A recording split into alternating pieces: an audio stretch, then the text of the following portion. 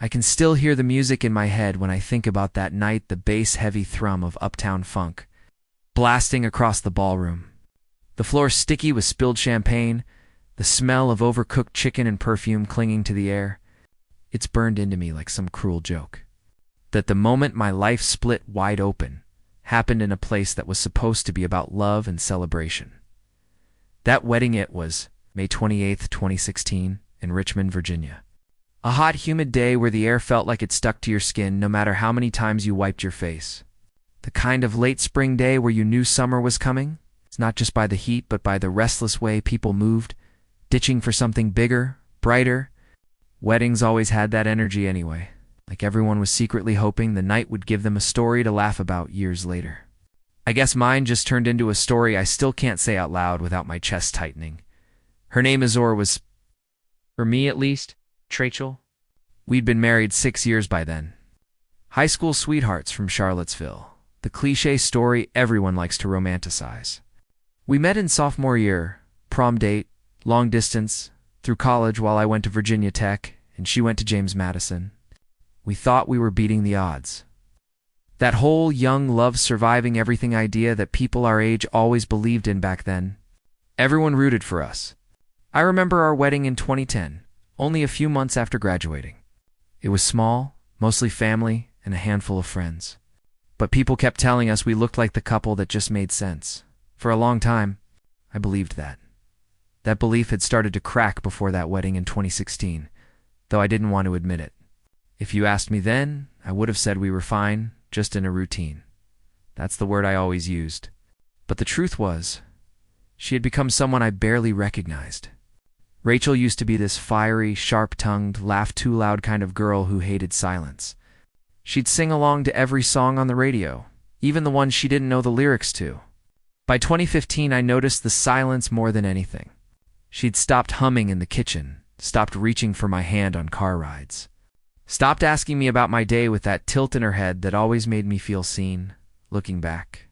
I should have paid more attention to the little things, like the way she started going out with coworkers on Fridays, but never mentioned names, or how she'd angle her phone away from me when she texted. Once, in March of that year, I caught her smiling at her screen, then quickly locking it when she noticed me. When I asked, she brushed it off with that tired, "you're being paranoid" tone, and I believed her. Or maybe I just wanted to.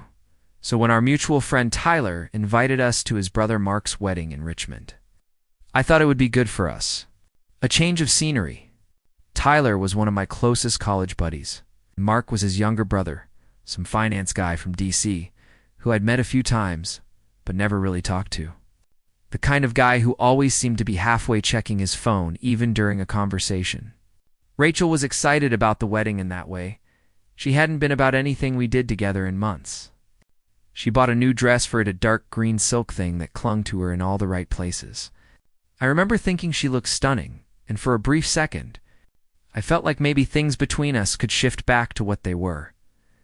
The venue was this big, historic hotel downtown. All chandeliers and gold trim, like the kind of place politicians probably held fundraisers in. Walking in, I could feel the buzz of energy, the laughter, the clinking of glasses, the nerves of people seeing exes or old friends. Weddings are strange like that, equal parts joy and quiet competition. Rachel seemed alive again that night, her smile brighter than I'd seen in months.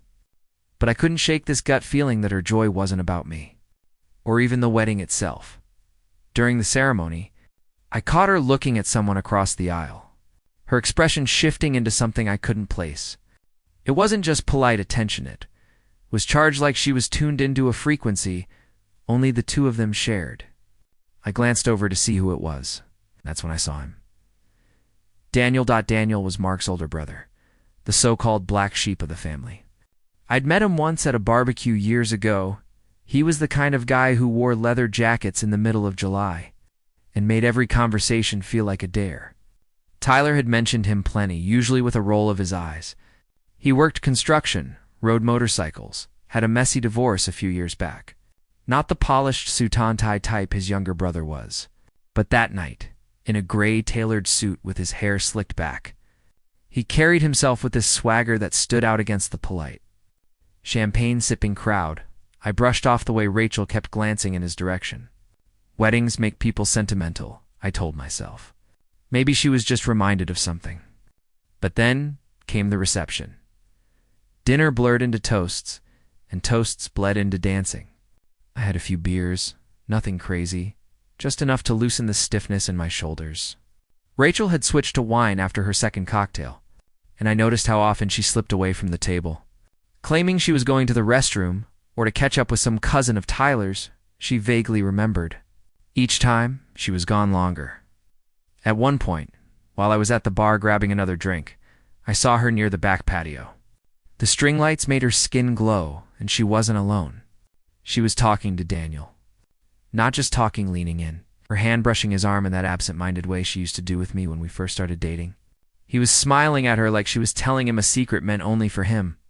My stomach dropped, but I didn't march over.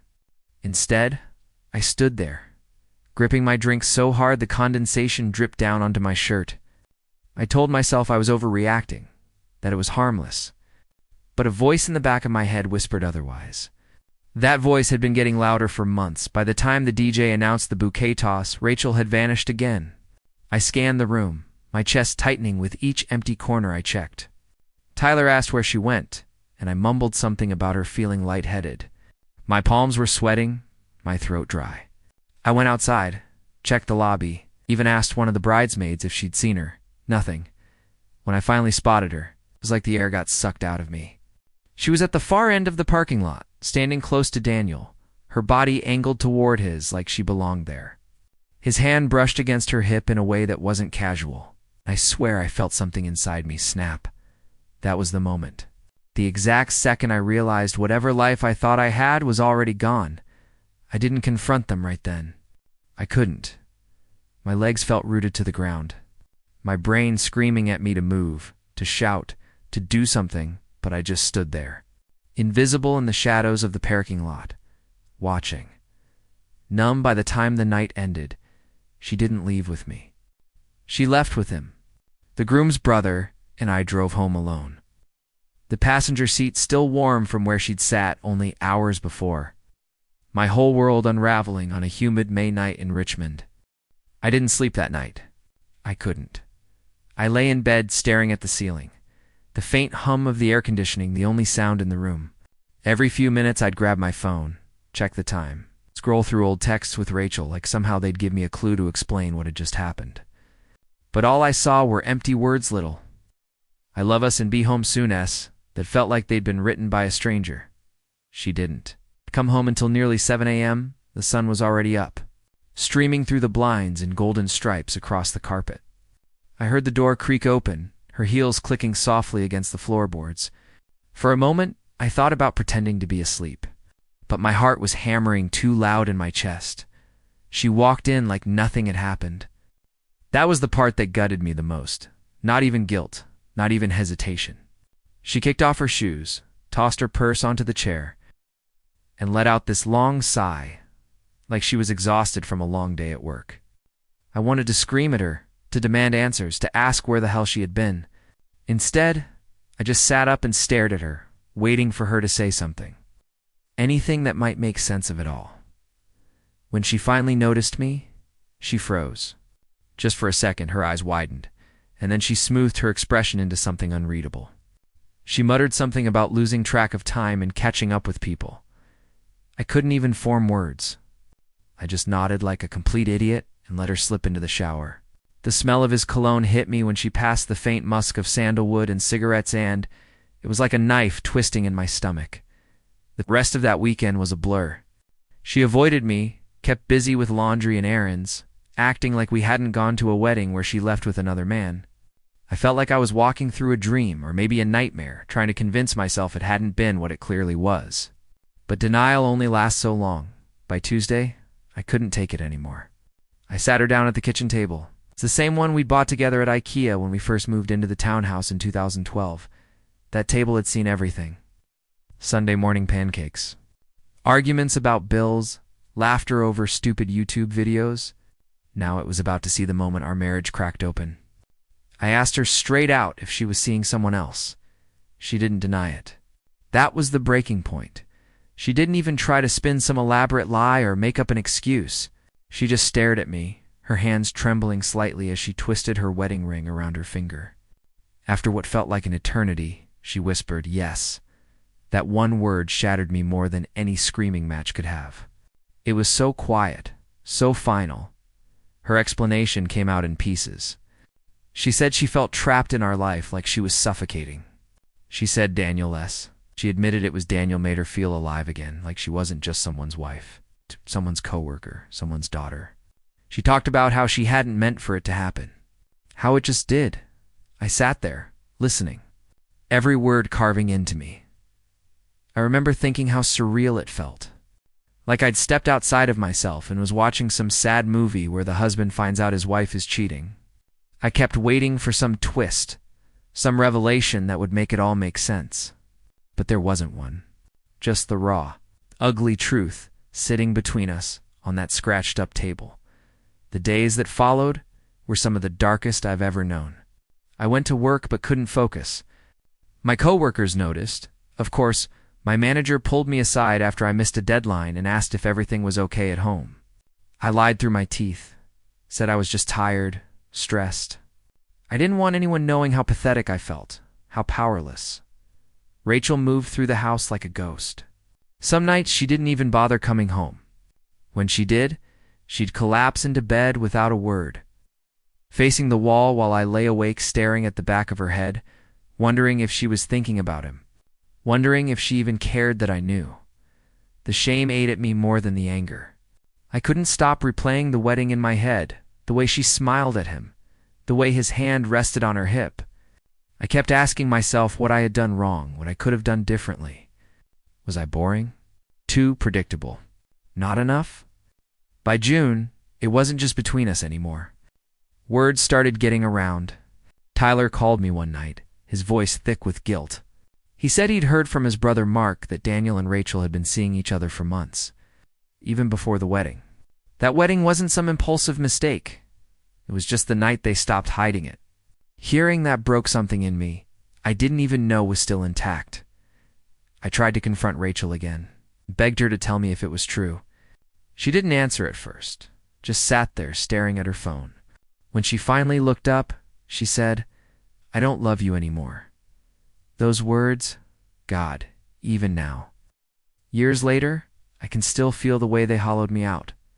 The worst part? She didn't say it with anger or bitterness or even regret. She said it like it was just a fact, like telling me the weather, like our 6 years together were a season that had simply ended. That night, I packed a bag and drove to my brother's place in D.C. I couldn't stay in that house anymore, not with her. I remember sitting in traffic on I-95, tears blurring my vision. The radio playing some stupid pop song that felt so cruelly out of place. Every mile felt like I was driving further away from the life I thought I had, and deeper into something I didn't understand. I told myself I'd go back in a few days, that we'd figure it out. But deep down I knew the truth. There was no we anymore. She had chosen him, and I was just the leftover she hadn't bothered to throw away yet. That realization was the true breaking point. Not just that she cheated, not just that she lied, but that she no longer cared if I knew.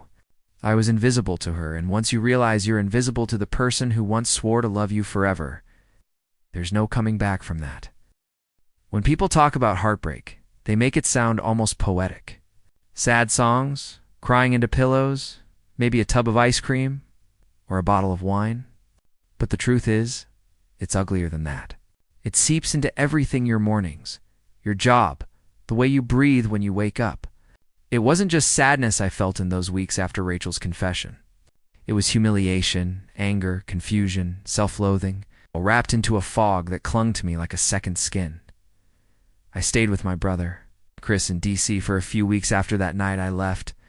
His apartment was small, cramped 2-bedroom walk-up near Columbia Heights that always smelled faintly of takeout and incense. But he didn't ask questions. Not at first. He let me crash on his couch, shoved beers into my hand, put on basketball games like nothing was wrong. But I knew he was waiting for me to crack, and eventually I did. It was a Thursday night. Early June, Game 1 of the NBA Finals was on. Warriors versus Cavs. 2016. It's the one where LeBron was trying to bring a title back to Cleveland. Chris was glued to the TV, cheering every shot, and I just sat there, staring blankly, the bottle sweating in my hand. Finally, he muted the game and turned to me. He didn't even have to say anything. I just blurted it out. Rachel was cheating. It had been going on for months. And I'd caught her at the wedding with Daniel. He swore loudly, pacing the room, muttering about that snake and how could she. But I barely heard him. Saying it out loud for the first time felt like ripping open a wound I'd been trying to bandage shut. My throat tightened, my chest heaved, and I broke down right there on his couch, sobbing like I hadn't since I was a kid. Chris didn't try to give me advice. He just sat down, put a hand on my shoulder, and let me fall apart. After that, word spread quickly. Families talk. Friends talk. By the end of June, half of Charlottesville seemed to know what had happened. My mom called me in tears, asking if it was true. My dad, in his blunt way, just said, "Come home for a while." But going back to my parents' place felt like retreating into failure. I was 29 years old, supposed to be building a life, not moving back into my childhood bedroom at work. I was useless. I worked in IT support for a mid-sized firm downtown, a job I didn't love but that paid the bills. Before, I'd been decent at it, patient with frustrated clients, good at solving problems. But after Rachel, every phone call felt like a mountain I couldn't climb. I snapped at people, forgot tasks, missed meetings. My manager pulled me aside again, this time less gently, and told me I needed to sort myself out before it affected my future. I nodded, promised I'd get it together, but the truth was I didn't care. Not about the job, not about anything. The only thing I could think about was her, where she was, if she was with him, if she ever thought of me. Nights were the worst. I'd lie awake in Chris's dark living room. The city sounds drifting through the cracked window, my mind replaying every moment of our marriage. The way she used to laugh at my terrible impressions, the mornings we'd make coffee together, the road trips with the windows down and the music blasting. I kept asking myself, was any of it real? Or had she been waiting for someone like Daniel all along? Social media made it unbearable. I tried to avoid it, but curiosity always won. One night, drunk and desperate, I pulled up her Facebook, and there it was, photos of her and Daniel at some rooftop bar in D.C. Her head leaning against his shoulder, both of them grinning like teenagers. The comments were full of congratulations, people saying how cute they looked together, how happy she seemed. No one cared that she was still married. No one cared that I existed. Seeing those pictures was like being punched in the stomach. I threw my phone across the room, shattering the case. Chris begged me to delete her, block her, cut off all contact. But I couldn't. It was like picking at a scab. No, it'll bleed, but you can't stop yourself. Every photo, every status update was another reminder that she had moved on. And I was still stuck in the wreckage. July 4th came around, and Chris dragged me to a barbecue at a friend's place near the National Mall. Fireworks exploded overhead. Kids waved sparklers. People laughed and toasted beers.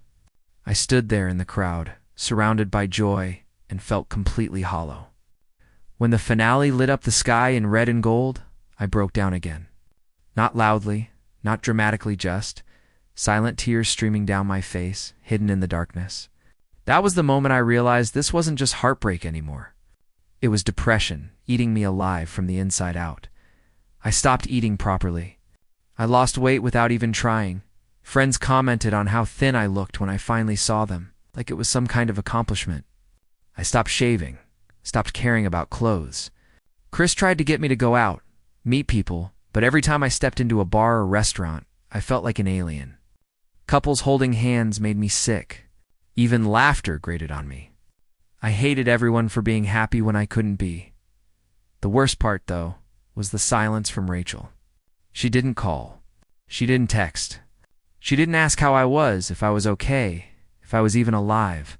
6 years of marriage, and she just erased me like I'd never existed. That silence drove me insane. Some nights I'd draft long messages, begging her to explain, to at least talk to me. Most of the time, I deleted them.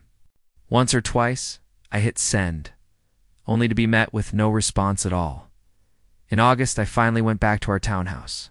Not to stay, just to collect some things. Walking in was like stepping into a mausoleum of our marriage.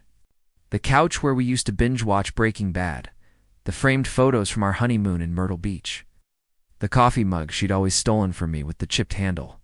Everything was the same, but it wasn't ours anymore. She wasn't there, but her presence clung to every corner. I packed a few bags clothes, books, the old guitar I barely played anymore. As I carried the last box to the car, I noticed something on the kitchen counter. A folded note. My heart leapt, thinking maybe she'd left something for me, some apology or explanation. But when I opened it, it was just a grocery list in her handwriting. Milk, bread, eggs, coffee. Ordinary. Mundane. And for some reason, that broke me more than anything else.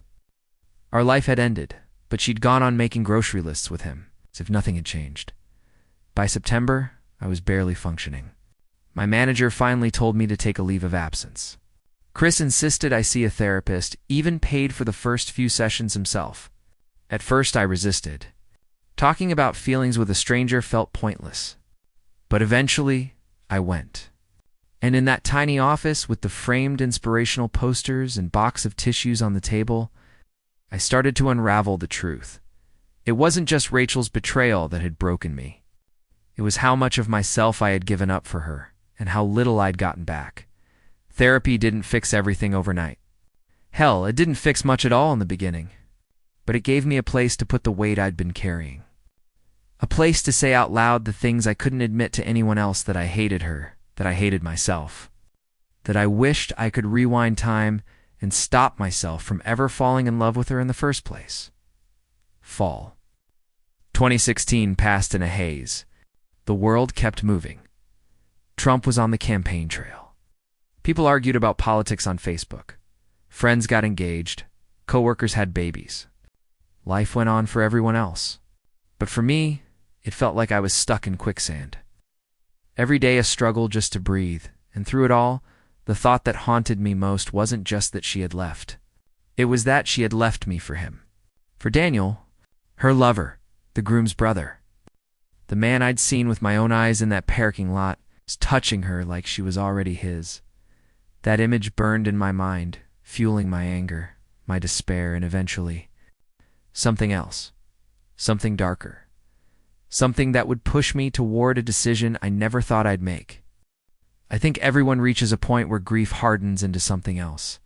For some, it's acceptance. For others, it's numbness.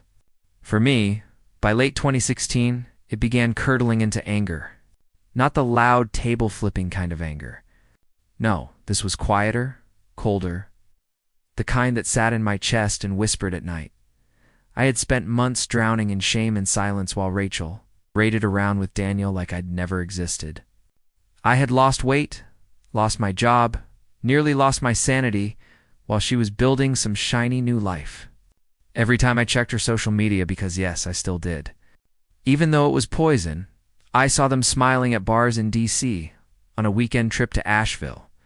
At some Halloween party, dressed as Bonnie and Clyde, that one nearly broke me in half. Bonnie and Clyde. Like their betrayal was some sort of game, a costume they could wear. That was when something shifted. I couldn't keep being the ghost in my own story. I couldn't keep letting them win while I wasted away.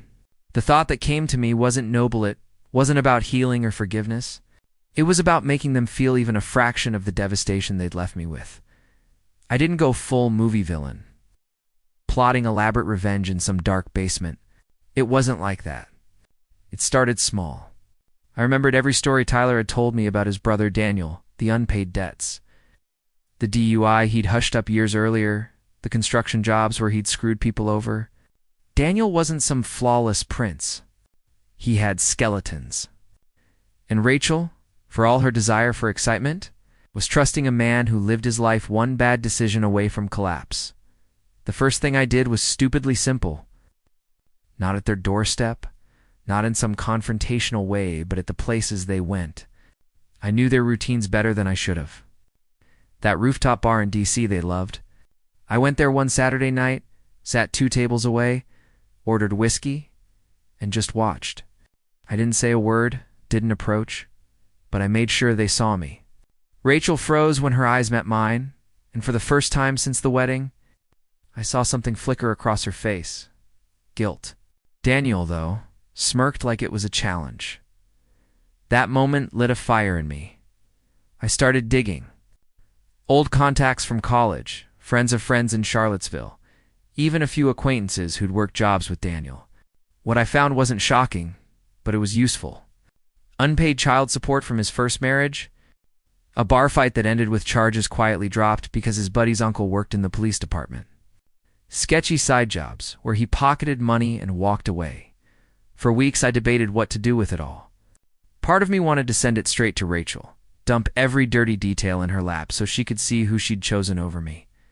Another part of me wanted to blast it online, humiliate him publicly. But the truth was, none of those things would give me what I really wanted, peace. The turning point came in November, a week after the election when the whole country seemed to be boiling over with tension anyway. Chris and I were watching the news, arguing about politics like everyone else, when he said something that stuck with me. He said, "If you keep making your life about her, you'll never get it back." That night, lying awake in the dark, I realized he was right. My revenge wasn't supposed to be about destroying them. It was supposed to be about taking myself back. Rachel had stolen years of my life, and I'd let her keep stealing months more by obsessing over her. The real revenge wasn't in hurting her. It was in proving she hadn't broken me completely, so I made a plan. Not some grand scheme, not a movie-worthy twist, just a slow, deliberate reclaiming of myself. Step 1. Therapy. For real this time. I stopped skipping appointments. I started telling the truth in those sessions instead of putting on a brave face. I admitted the darkest parts, that I sometimes wished I'd never been born. That I hated waking up in the morning. That I still fantasized about showing up at their place and screaming until my throat bled. Saying those things out loud didn't fix them, but it loosened their grip. Step 2. Rebuilding my body. I signed up at a gym near Chris's apartment. At first, I could barely run a mile without gasping for air. But every day I showed up. I lifted weights, sweated through my shirts, pushed myself until the anger burned out of me in the form of sore muscles and exhaustion. Slowly, I started to look in the mirror and see someone I recognized again. Not the broken, hollow version of myself, but someone harder, sharper. Step 3. Cutting her off. This one was the hardest. I blocked her on social media, deleted her number, boxed up every photo, every keepsake, every trace of her. The first week, I almost went insane with the urge to check, to call, to see if she noticed. But after 2 weeks, then 3, the silence started to feel like relief instead of torture. And step 4, living. Actually living again. Chris dragged me out to bars, to concerts, to pick up basketball games. I started talking to people again, laughing at jokes, letting music fill me instead of stabbing me. In December, I even went on a date. Nothing serious. Just a drink with a woman I met through a coworker. I wasn't ready for anything, but sitting across from someone who didn't know my history, who saw me as just me, felt like oxygen in my lungs. Meanwhile, Rachel and Daniel's perfect little romance began to crack. Word got back to me through Tyler, who couldn't resist sharing the gossip. Apparently, Daniel's reckless side hadn't disappeared. He was late on rent, blowing money on his bike, getting into screaming matches with Rachel about responsibility. Tyler even mentioned that Rachel had called him once, crying, asking if she'd made a mistake. That should have felt like victory, and in a way it did. But more than that, it felt sad. Sad that the woman I once loved had thrown everything away for a man who couldn't even keep his life together. Sad that I had wasted so much energy on hating her when she was clearly punishing herself just by being with him. By early 2017, I was a different person. Not healed, not yet, but stronger. And when Rachel finally did reach out of the blue, I was ready. It was a text late one night in February. "Can we talk?" The old me would have jumped at it, desperate for answers, for closure, for some scrap of the woman I used to know. But the new me just stared at the screen, heart steady, and deleted the message without replying. That was my revenge. Not screaming, not exposing, not destroying, just indifference. Because indifference is louder than hate. Indifference says, you don't matter anymore. And for the first time since that wedding night, I felt free. But freedom isn't the end of the story. Because what comes after revenge comes after letting go something even harder. Rebuilding a future you never planned for. Life has a way of moving on, whether you want it to or not. By the time spring of 2017 rolled around, the months of therapy, sweating at the gym, forcing myself back into the world had begun to pay off. I wasn't fully healed, maybe that never truly happens, but I wasn't a ghost anymore. I could breathe without thinking about her every second. I could smile without guilt. I could even laugh at a joke that had nothing to do with heartbreak. I had moved into a small apartment in Arlington, a few blocks from the metro, furnished with the bare necessities and a couple of things I'd salvaged from the townhouse.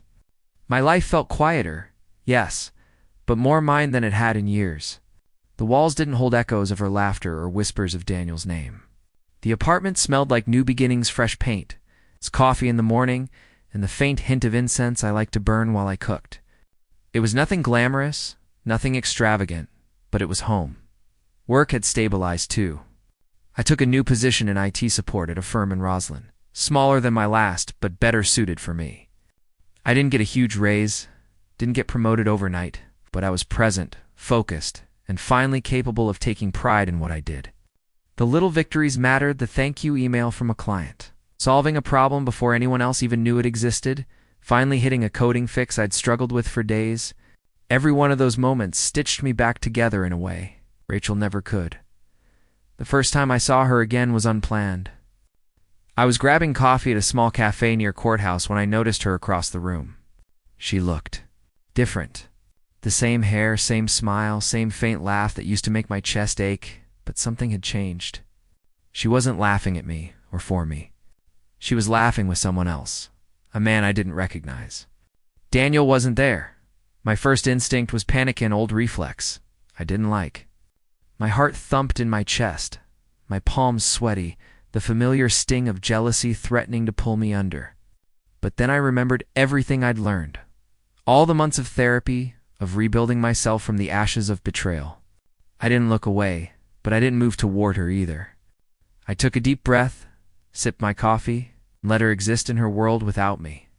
And in that moment, I realized something I hadn't allowed myself to see before. I wasn't angry anymore. Not at her, not at Daniel, not even at myself. I was free. The months turned into a year. I met people, made friends, traveled a little, and began dating seriously for the first time since Rachel.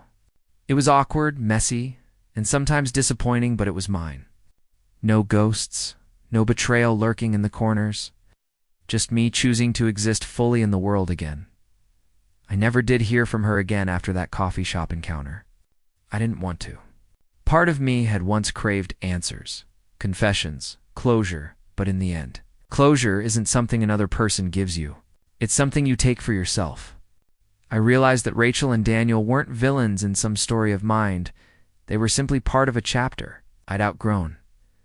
By late 2018, I was stronger than I had ever imagined.